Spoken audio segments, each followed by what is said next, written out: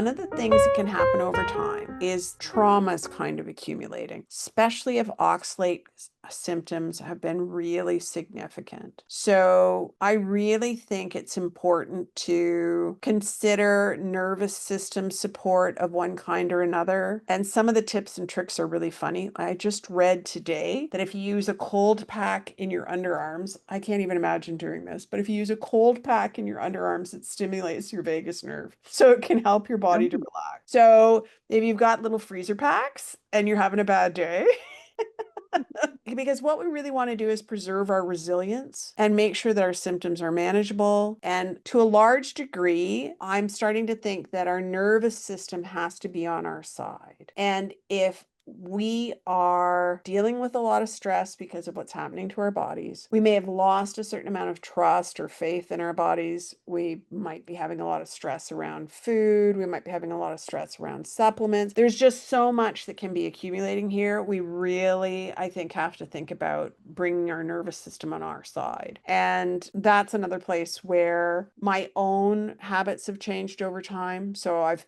picked up daily gentle meditation. And I need to say, I'm sort of an ADHD type. Meditation is something I would have rather had fingernails or toenails removed without anesthesia. Never been one of those things that I liked because I would sit down, try to do it, and get up thinking, I don't know if that worked. I don't know what I'm doing. It just made no sense to me. So I've found a tool that really helps me with meditating because it tracks your brain waves. And that's just given me so much information about what I'm doing that's working, when it's working, and a simple kind of soundscape in the background to tell me what's going on in the moment. So those kinds of things, anything that's going to preserve your resilience is really important. And for me, stress alone was starting to trip off histamine symptoms. So heartburn, GERD, all kinds of fun stuff. And it wasn't anymore oxalate because I've been low oxalate for so long. So just one of those things to keep in mind when we're dealing with life. We might need some support there. And my favorite meditation is breathing in to a count of 4, breathing out to a count of 6. That longer exhale, just that little bit longer exhale is so helpful. I can do 10 or 15 minutes of that. And the most memorable time I ever did that, I woke up in the middle of the night with a panic attack. It was after my mother had been in hospital. I was not doing well and just had too many things on my plate and my mind was just spinning. So it was the middle of the night and my heart rate was at like 110. It's not fun. I did 15 minutes of breathe in for 4, breathe out for 6, and my heart rate had dropped to under 90, about 88. And I went, okay, this is going to work. I did another 15 minutes and it had dropped into the 60s. And I went, fine. Okay, now I can probably go back to sleep. So it doesn't have to be necessarily a big and complicated thing in order to be really useful, but persistence in building the habit and doing a consistent reset can be really helpful. Relearning trust in our body's big. You don't have to be perfect, but we need to find out what things support us. And I think after year 3, when in doubt, assume both oxalate and histamine. When I look back on even my early journey, I was probably dealing with some histamine things, but they weren't significant enough to really get my attention. But once I'd been moving oxalate out for a longer time period, add stress, add whatever. It's amazing how histamine actually became a big deal. So if we're in this for the long haul, we probably have to be ready for maybe not constantly, but certainly intermittently histamine to be part of the deal. I do also have just a single slide, which is the famous oxalate, histamine, salicylate, oh my slide, which really is to help people understand how you could get into this kind of 3-ring circus of symptoms. Did you want to add anything, Allie? Because I just talked away there. I mean, you know how I feel about the nervous system. I'm like a nervous system first kind of person. So I really feel like it, honestly, the diet for sure, like huge, has made a big difference. But I think the diet has given room for me to be able to regulate my nervous system, like has reduced some of that initial inflammation. And I feel like they really go hand in hand. And I like to say nervous system first, but I really feel like they need to go together. But I'm really excited. Actually, I finished my 3rd round of SSP, but I'm starting the RRP. I just finished my training on that, which is the rest and restore protocol, which they just released just a couple months ago because of all of these unintended side effects, positive side effects of SSP, where people were finding like, wait, this is helping me to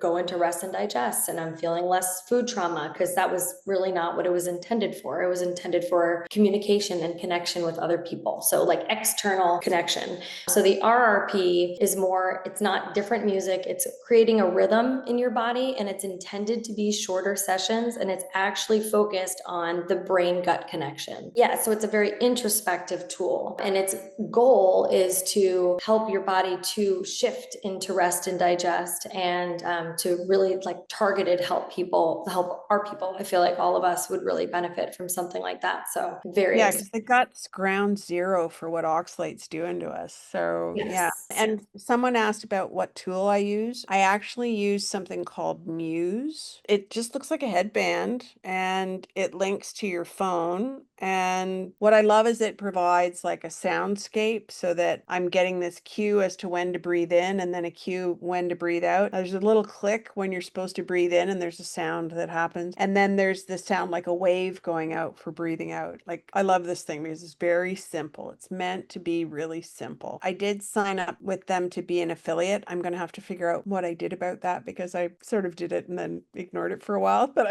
I'm sure I can get people a code where they can save a bit of money on it. What I like though is I don't subscribe to everything. I don't do anything fancy. I use the plain vanilla app without any extra subscriptions. And I just do a couple of different, very simple meditations. And they have a little training course, which was delightful. And one of the sessions in the training course is called Training a Puppy. And it actually worked really well for me because it gave me permission to have my brain bounce around. If you're training a puppy and you're trying to train them to sit, they're going to get up, right? And I went, okay. So I'm just going to be kind to my brain. I'm going to consider it like a puppy. We're going to sit down again. And if it gets up, okay. And then we're going to sit down again. And persisting with that's been really helpful. I actually want to also say SSP was a great program that I did some years ago. I'm so glad that Allie's trained in it so that we can offer it because I think we were just starting into COVID and the stress everywhere with everyone. And I had my elderly mom and I was concerned about her and we were not having a good time here. And I had a 13-year-old who wasn't able to go to school and she was all bent out of shape. And I had a 20-year-old who was trying to get his degree done. So it was definitely challenging. And especially at the beginning when we didn't know what we were looking at and things were happening and lockdowns and everything. Somewhere in there, I discovered a practitioner who was offering SSP, and that might have saved my butt from a lot more stress because we had this tool that we could use. So. Okay, what does SSP mean? Safe and sound protocol. And it's based on the work of Stephen Porges. And I should shut up because Allie knows all this stuff. Yeah, it's so Dr. Stephen Porges is an amazing, amazing neuroscientist, and he's really figured out the polyvagal theory. So your vagus nerve is your like main connecting nerve that connects to all the rest of your nerve pathways throughout your body. And if that is dysregulated, or if you're feeling, I mean, you can tell when you're outside of the state, if you're feeling like completely overthinking, amped up, your body is in a sympathetic fight or flight state. Your body, your nervous system, your autonomic nervous system can't tell the difference. Like we can rationalize for ourselves in our own brains, but you can't rationalize your nervous system out of fight or flight. It's not connected to your brain in that way. It's connected in an automatic way. So if you are Porges, I'll spell it. And I can send you, like, there's a whole bunch of good stuff on him. And like, if you go on PubMed, you'll see a lot of the things that he's created. And SSP was really initially created to help therapists working with people with trauma, and really initially created to help autistic children learn to communicate and help nonverbal autistic children feel safe enough to speak. And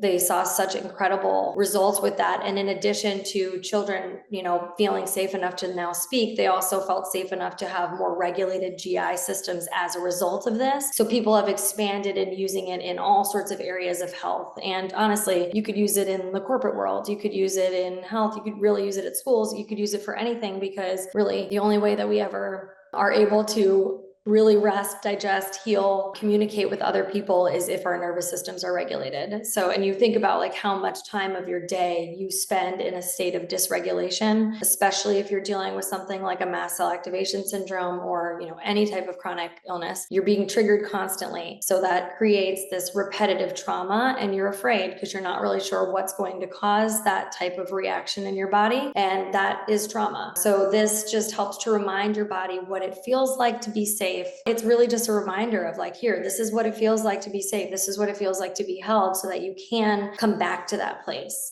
So it's not going to numb you, and it's not going to make you like unable to react when you need to, but it helps to remind you and build resilience so that you can continue to come back to the safe space. So SSP does that by accident, which is incredible. So now this RRP, I'm very excited about because it's really doing that on purpose. So I'm like, maybe this will work even more effectively. So TBD on the RRP, but the SSP is like, there's a ton of great studies on that. I'll do another post on SSP studies.